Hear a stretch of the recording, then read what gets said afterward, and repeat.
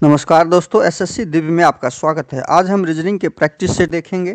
इसमें रीजनिंग के 20 इंपॉर्टेंट प्रश्न हैं। यदि आप एसएससी, रेलवे या किसी भी स्टेट एग्जाम की तैयारी कर रहे हो तो ये प्रैक्टिस सेट आपके लिए काफ़ी इंपॉर्टेंट है, क्योंकि इस प्रैक्टिस सेट में जो प्रश्न दिए गए हैं उसी टाइप के प्रश्न आपके एग्जाम में पूछे जाएंगे, आपके परीक्षा में पूछे जाएंगे। तो चलिए हम शुरू करते हैं प्रश्न संख्या 1 से। प्रश्न संख्या 1 करने से पहले आपसे रिक्वेस्ट है, वीडियो शुरू से अंत तक जरूर देखिए। वीडियो अच्छा लगे तो लाइक और कमेंट कर दीजिएगा। चैनल पे नए आए हैं तो प्लीज़ चैनल को सब्सक्राइब कर लीजिए और बेल आइकन को ऑल सेट पे जरूर डाल दीजिएगा। प्रश्न है आपके सामने, क्वेश्चन नंबर 1। कवि का संबंध कविता के साथ ज्ञात करते हुए चित्रकार का संबंध किस चीज से होगा वो हमें ज्ञात करना है। तो हमेशा ध्यान रखिए, कवि कविता का निर्माण करता है। कवि क्या करता है? कविता का निर्माण करता है। तो निर्माण करता हो गया कवि। और निर्माण क्या करता है? मतलब बनाता है कविता को लिखता है, वो कविता का राइटिंग करता है, कविता का उल्लेख करता है। उसी प्रकार चित्र का संबंध हमें पेंटिंग से संभव ही नहीं है। वो चित्र का पेंटिंग से हम नहीं कर सकते हैं, रंग से तो करेंगे ही नहीं। चित्रकार तो रंग का ही काम करेगा, रंग और ब्रश का ही काम करेगा, कुच्ची का ही काम करेगा। लेकिन वो संबंध निर्माण का हुआ, निर्माणाधीन सामान का नहीं। निर्माण के लिए जो सामान यूज होता है उसके लिए इसका संबंध नहीं होगा। चित्रकारी से चित्रकार का संबंध स्थापित होगा। तो इस प्रकार क्वेश्चन नंबर 1 का सही आंसर ऑप्शन बी हो जाएगा। अब आते हैं क्वेश्चन नंबर 2। क्वेश्चन नंबर 2 में दिया हुआ है DDA का संबंध स्थापित करना है। DDA का संबंध हमें स्थापित करना है। देखिए, ये इस तरह के प्रश्न आजकल इस 2-3 साल में बहुत अधिक से अधिक आ रहे हैं।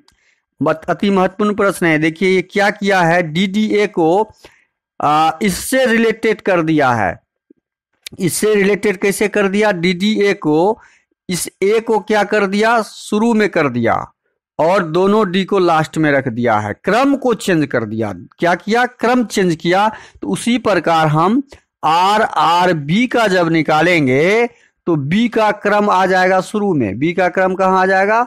स्टार्ट में, और दोनों R आ जाएगा लास्ट में। तो प्रश्नवाचक चिन्ह पे हमारा क्या आंसर आ जाएगा? प्रश्नवाचक चिन्ह पे हमारा आ जाएगा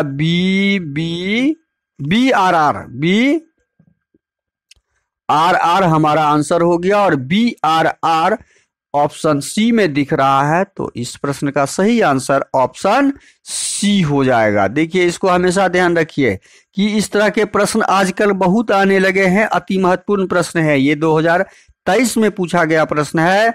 इस प्रकार के प्रश्न को अधिक से अधिक प्रैक्टिस कीजिए। नया पैटर्न पे आधारित ये प्रश्न है। अगला प्रश्न क्वेश्चन नंबर 3। क्वेश्चन नंबर 3 में है श्रृंखला को पूरा करें। श्रृंखला को कैसे पूरा करेंगे? 2, 3, 5, 9, 17 क्या दिया हुआ है? 2, 3, 5, 9, 17 और प्रश्नवाचक चिन्ह। इस श्रृंखला को पूरा करने के लिए इस श्रृंखला में क्या पैटर्न लगा हुआ है वो ढूंढना होगा। अब पैटर्न तो बहुत आसानी से हमें दिख रहा है कि 2 से 3 पे आने के लिए हमने क्या किया? 1 का प्लस किया। 3 से 5 पर आने के लिए हमने कितने का प्लस किया? 2 का किया। 5 से 9 पे आने के लिए हमने कितने का किया? 4 का किया। और 9 से 17 पे आने के लिए हमने कितने का प्लस किया? 8 का किया।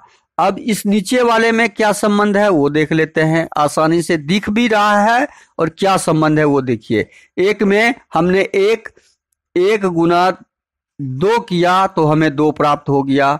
अब यहां से यहां आने में 2 में फिर 2 से गुना किया तो 4 प्राप्त हो गया। इस 2 को 2 से गुना किया। अब यहाँ पे हम क्या करेंगे?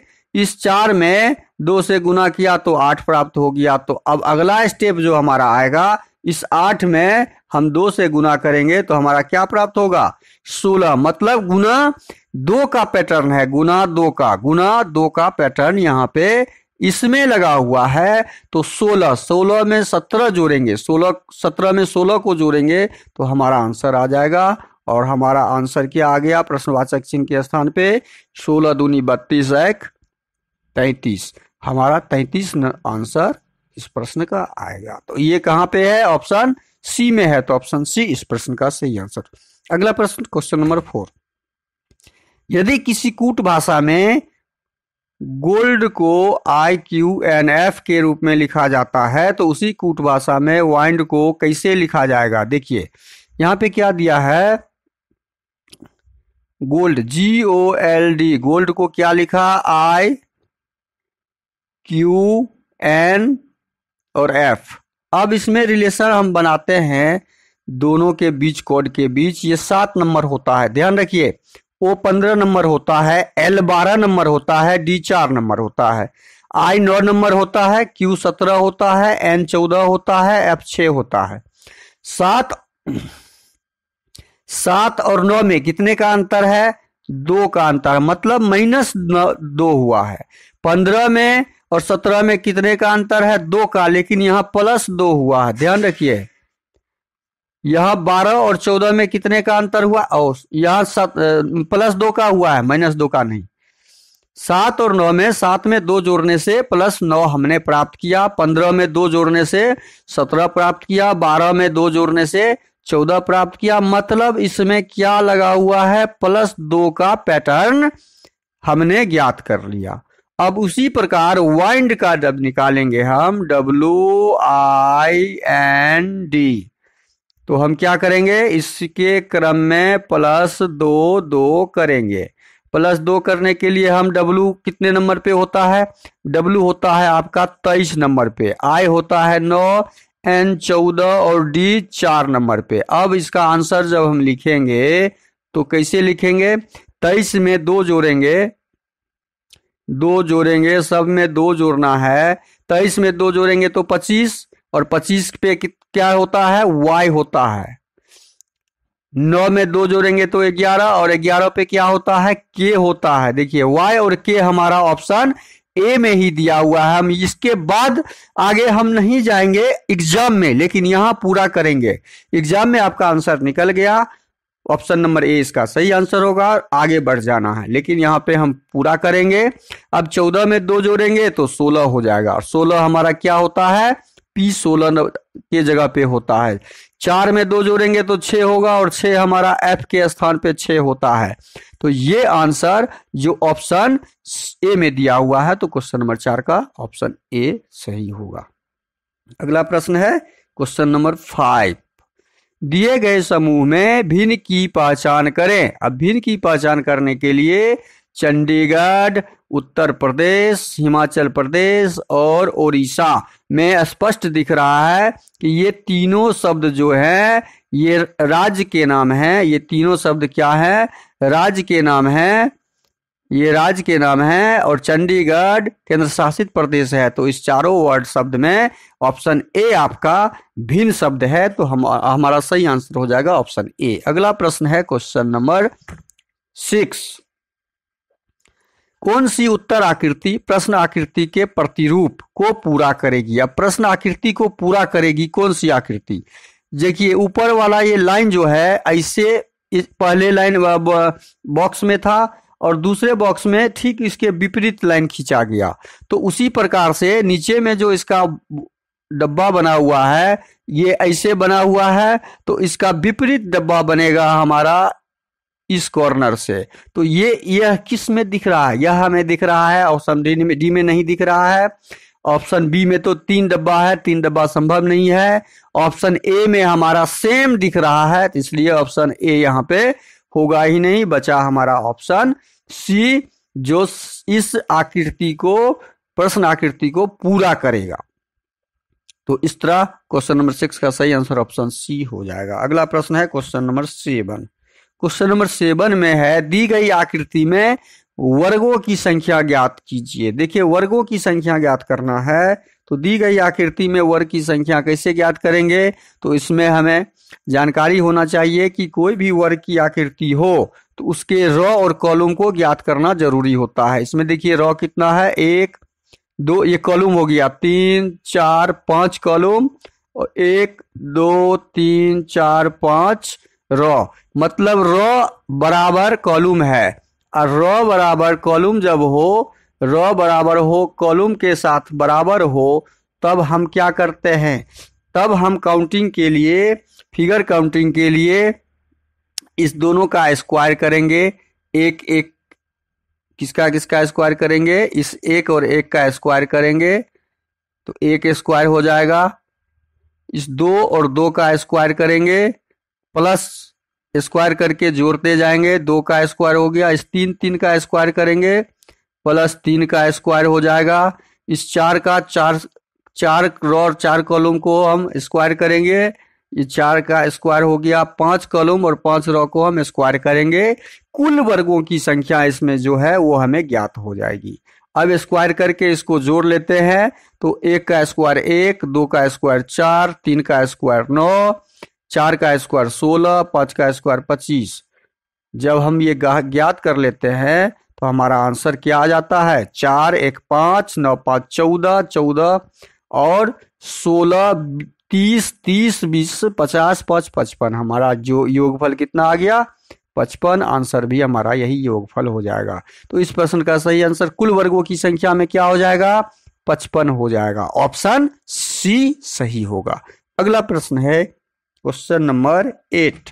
क्वेश्चन नंबर 8 में है, निम्न आकृति में प्रदर्शित महिला आयत के रूप में है, सरल त्रिभुज के रूप में है, नियोजित वृत्त के रूप में है, घमंडी स्वभाव वर्ग के रूप में है। अब हमें निकालना क्या है, ऐसी घमंडी महिलाओं का क्षेत्र, घमंडी और महिला दोनों होना चाहिए का क्षेत्र बताइए जो नियोजित नहीं है।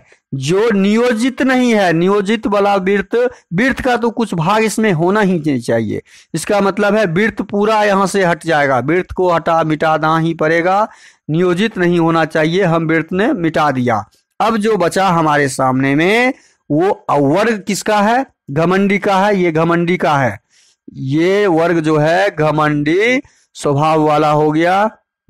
यहाँ पे लिख देते हैं, स्पष्ट आपको समझ में आएगा। अब हमें ज्ञात करना है घमंडी स्वभाव वाला महिला, और महिला कहाँ पर है, महिला आयत है। ये महिला का जो आयत है ये महिला को दर्शाता है, महिला की संख्या को दर्शाता है। अब हमें इस आयत का चित्र जो दिख रहा है वो कहाँ कहाँ दिख रहा है, देखिए इस आयत का चित्र हमें यहाँ पे दिख रहा है और कहाँ पे दिख रहा है, घमंडी का ये यहाँ पे दिख रहा है। तो यही तो 8 नंबर इसमें बीच में लिखा हुआ है। इसके बीच में कितना नंबर लिखा हुआ है, 8 नंबर लिखा हुआ है। तो 8 की संख्या हमारा घमंडी महिला का क्षेत्र प्राप्त होगा जो नियोजित नहीं है। तो इस प्रश्न का सही आंसर ऑप्शन बी होगा, 8। अगला प्रश्न है क्वेश्चन नंबर 9। दी गई आकृति में से उस उत्तर आकृति को चुनिए जिसमें प्रश्न आकृति निहित है। निहित है मतलब उसमें लगा हुआ होगा, कहीं ना कहीं दिखना चाहिए उस उत्तर आकृति में। यह प्रश्न आकृति ऑप्शन डी में तो कहीं नहीं दिख रहा है, तो ऑप्शन डी पहले हम कट कर देंगे, हट जाएगा। यह उत्तर आकृति जो इस प्रकार से बना हुआ है तीर के अनुसार तीरानुमान, यह ऑप्शन सी में भी कहीं नहीं दिख रहा है, क्योंकि ये जैसे यहाँ से यहाँ आया तो फिर यहाँ आने के बाद ऐसे हो और ये बीच में आना चाहिए था, ये बीच में नहीं है। अब देखते हैं ऑप्शन बी। ऑप्शन बी में देखते हैं क्या यह आकृति घुसा हुआ है। ये तीरानुमान जो है यह आकृति हमें ढूंढना है। तो ये तीरानुमान आकृति हमें कहीं दिख नहीं रहा है, ये यहाँ पे होना चाहिए था। ये ऐसे आता, इस आकृति में देखते हैं ऐसे आता और यहाँ पे आके रुकता और फिर ऐसे होता और फिर ऐसे होता और फिर ऐसे जाके ऐसे होता। तो ऑप्शन बी में भी यह आकृति नहीं दिख रहा है। अब ऑप्शन ए में देखते हैं। ऑप्शन ए में यह आकृति, ये तीरानुमान लगा हुआ है, देखिए यह आकृति ऐसे आया, ऐसे आते हुए ऐसे आया और फिर ये ऐसे क्रॉस किया और ऐसे क्रॉस कर गया। यह आकृति हमारा ऑप्शन ए में दिख रहा है। ऑप्शन ए में यह आकृति ऐसे आया है, ऐसे आया है, ऐसे आया है, ऐसे गया है, ऐसे गया हुआ दिख रहा है। तो हमारा ऑप्शन ए में यह आकृति दिख रहा है। तो इस प्रश्न का सही आंसर हो जाएगा ऑप्शन ए। अगला प्रश्न है क्वेश्चन नंबर 10। अनुक्रम को पूरा करें। देखिए अनुक्रम को पूरा करते हुए हमें प्रश्नवाचक चिन्ह के स्थान पे क्या आएगा उससे ज्ञात करना है। अब इस अनुक्रम में क्या लगा हुआ है, इस अनुक्रम में लगा हुआ है 38 32 को 10 और 7 के साथ रिलेटेड किया गया है। तो 38 32 को 10 के साथ हम कैसे रिलेटेड करेंगे? तो क्या किया, 38 को 32 के साथ जोड़ा गया तो कितना हो गया, 38 और 32 को जोड़ेंगे तो 70 हो रहा है, और 70 को 10 से भाग लगा दिया है। 70 को इस 10 से क्या किया है, भाग लगा दिया, तो हमारा ये 7 प्राप्त हो गया। हमारा ये क्या प्राप्त हो गया, 7। हमने क्या किया, इसमें क्या पैटर्न लगा हुआ है, क्या रिलेशन बना हुआ है, हमने वो ढूंढ लिया। अब हम दूसरे बॉक्स के संख्या को यही पैटर्न लगा के देखते हैं। 32 और 23 को जब जोड़ेंगे हम तो हमें कितना प्राप्त होगा, 3 2 5, 3 2 5 55, और 55 को 11 से भाग लगाएंगे तो हमारा आंसर 5 आ गया। देखिए 5 आ गया। तो वही पैटर्न हमने दोनों के साथ पैटर्न ढूंढ लिया, तो तीसरे के साथ भी क्या होगा, वही पैटर्न लगेगा। तीसरी बॉक्स के साथ भी वही पैटर्न लगेगा जो हम यहाँ लगाएंगे। 28 और 12 के साथ जोगफल, जोगफल 8 2 10, 2 1 3, 1 4, और उसको 8 से भाग लगाएंगे तो 8 पंचे 40, 5 आएगा हमारा। यहाँ पे प्रश्नवाचक चिन्ह के जगह पे क्या आंसर आएगा, 5, और 5 हमारा ऑप्शन सी में दिख रहा है। इस क्वेश्चन नंबर 10 का सही आंसर हो जाएगा ऑप्शन सी। अगला प्रश्न है क्वेश्चन नंबर 11। 11 नंबर को हम अंग्रेजी शब्दकोश के अनुसार सजाएंगे तो एम क्रॉस हो गया हमारा, एम वाला हट गया, एम के बाद यू कॉमन, ओ कॉमन है तो ओ पहले कट कीजिए, ओ के बाद कौन सा कॉमन है, यू, यू भी,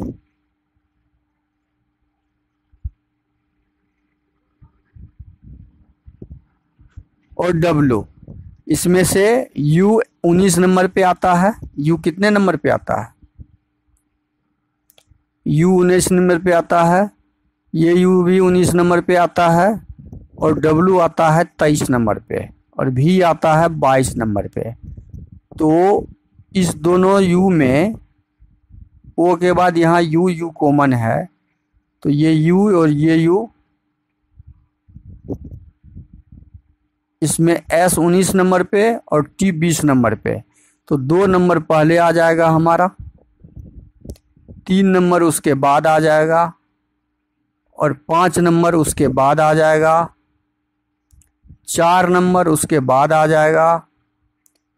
अब देखते हैं 1 और 6 में कौन सा पहले आएगा। 1 और 6 में यू, यू कॉमन है, और एस होता है 19, सी होता है 3 नंबर पे, तो 6 नंबर और उसके बाद 1 नंबर, तो 2 3 5 4 6 1, 2 3 5 4 6 1 ऑप्शन सी में दिया हुआ है, ऑप्शन सी सही हो जाएगा। अगला प्रश्न है क्वेश्चन नंबर 12। नीचे दिए गए पासे में अंक 1 वाले फलक के विपरीत फलक का अंक क्या होगा। देखिए सामान्य पासा है, क्योंकि इसके आमने सामने के 2 फलक का योग 7 है, तो यह पासा कौन सा हो जाएगा, सामान्य पासा हो जाएगा। सामान्य पासा जब भी होगा तो सिंगल पासा है, तो सिंगल पासा में जो सामने दिख रहा है, हमें क्या दिख रहा है, 1 6 और 2 3, ये 3 अंक दिख रहा है। और 3 अंक कौन सा हो सकता है, और वो 3 अंक हो सकता है कौन सा, 3 4 और 5, ये 3 अंक और ये हो सकता है। अब हमें ज्ञात करना है 1 वाले फलक के विपरीत, तो 1 के विपरीत में हमारा ये तीनों में से कोई भी हो सकता है, ये तीनों में से कोई भी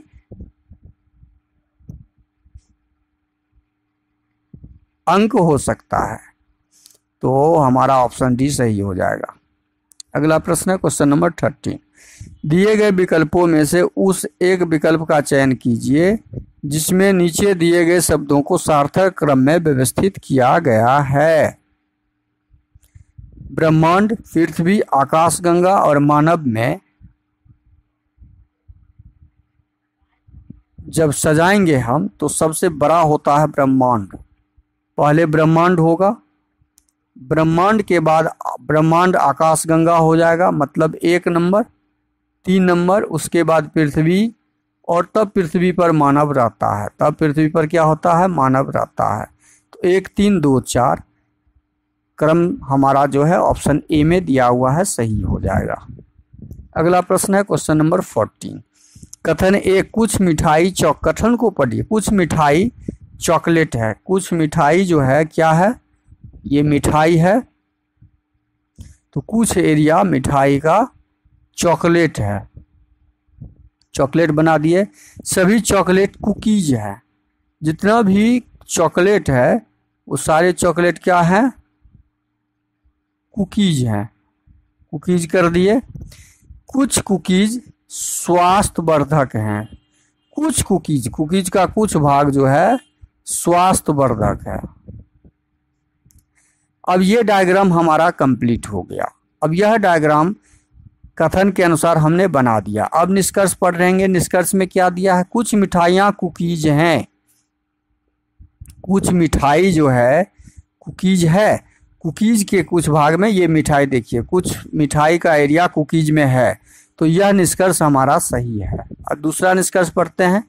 कुछ कुकीज चॉकलेट हैं, कुछ कुकीज, कुकीज का कुछ भाग चॉकलेट है, ठीक है, कुकीज का कुछ भाग चॉकलेट है, ये भाग है जो कुकीज का है, चॉकलेट भी है, तो यह भी कथन सही है। तीसरा कथन है, तीसरा निष्कर्ष है, दूसरा निष्कर्ष भी सही हो जाएगा। तीसरा, कुछ चॉकलेट मिठाई है, कुछ चॉकलेट है, ये चॉकलेट है और मिठाई हमारा यहाँ पे है, तो कुछ चॉकलेट देखिए, ये चॉकलेट का एरिया था ना, जो मिठाई भी है, कुछ चॉकलेट मिठाई है, सभी चॉकलेट नहीं, कुछ। तो तीनों हमारा स्टेटमेंट निष्कर्ष सही है, तो ऑप्शन डी हमारा क्या हो जाएगा, सही हो जाएगा। अगला प्रश्न है क्वेश्चन नंबर 15।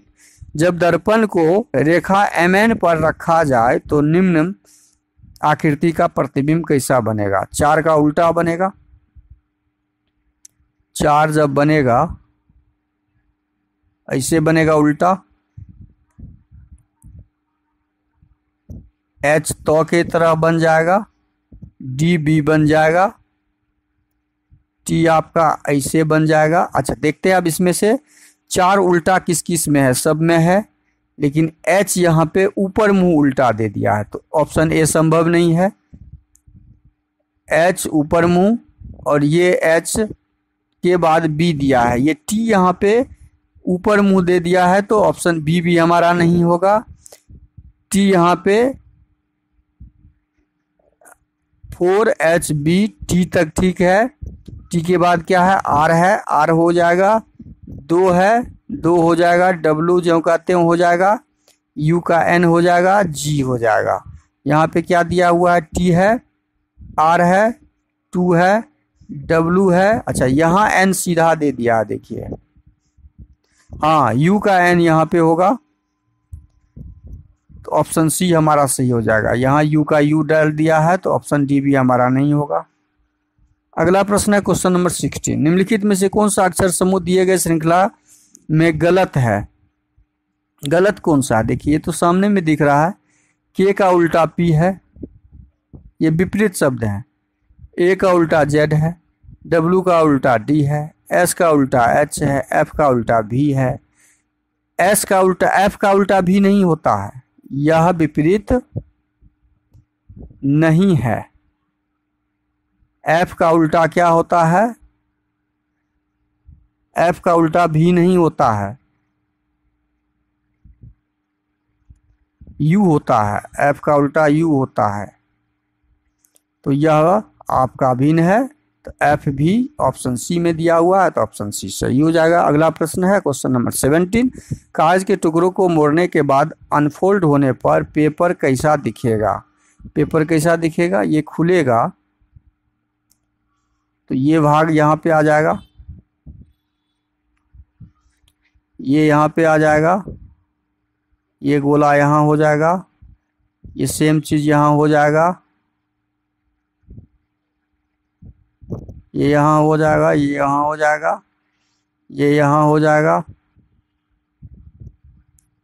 ये गोला हो जाएगा इससे, अच्छा, इस तरह का फोल्डिंग हमें कहाँ दिख रहा है? ऑप्शन ए में नहीं दिख रहा है, ऑप्शन बी में भी नहीं दिख रहा है, ऑप्शन डी में नहीं, ऑप्शन सी में दिख रहा है। तो हमारा ऑप्शन सी सही हो जाएगा। हमारा ऑप्शन सी क्या हो जाएगा? सही हो जाएगा। अगला प्रश्न है क्वेश्चन नंबर 18। जब दर्पण को रेखा ए बी पर रखा जाए तो निम्न आकृति, ये चित्र त्रिभुज का ऐसे बनेगा। तो ऐसे त्रिभुज वाला ये है, तीर का निशान ये ऐसे हो जाएगा। तो ऑप्शन, अच्छा ये गोला आपका ज्यों का त्यों रहेगा। तो हमारा स्टार्ट ये यहाँ पे आ जाएगा। Question number 18।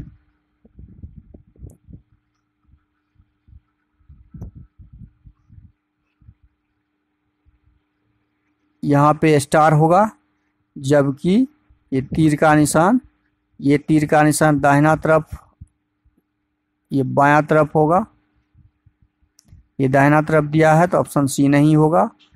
ये आपका उल्टा दे दिया, ये सीधा का सीधा आकृति है, ये भी नहीं होगा। ये तीर का निशान आपका, ये यहाँ पे व्हाइट वाला भाग एरिया ऊपर दे दिया है आधा, तो ऑप्शन बी भी नहीं होगा। बचा हमारा ऑप्शन ए। ऑप्शन ए सही हो जाएगा। अगला प्रश्न है क्वेश्चन नंबर 19। बिंदु युक्त रेखा पर पारदर्शी पत्रक को मोड़कर रखने पर आकृति कैसी प्रतीत होगी? तो यह आकृति यहाँ पे 0 आ जाएगा, यहाँ पे प्लस आ जाएगा, यहाँ पे 0 आ जाएगा। तो आकृति ऐसी दिखेगी जब मोड़ेंगे तो इस तरह की आकृति हमें ऑप्शन कहाँ दिख रहा है? बिंदु बिंदु बिंदु और जोड़। ऑप्शन डी में दिख रहा है, बी में नहीं, ए में भी नहीं, सी में भी नहीं दिख रहा है। अगला प्रश्न है क्वेश्चन नंबर 20। निम्न में से विषम पहचान कीजिए। विषम पहचान, कटा हुआ एरिया, कटा हुआ एरिया, कटा हुआ एरिया, इसमें पूरा पैक एरिया है। तो विषम हमारा ऑप्शन डी हो जाएगा, जो ऑप्शन सी में दिया हुआ है।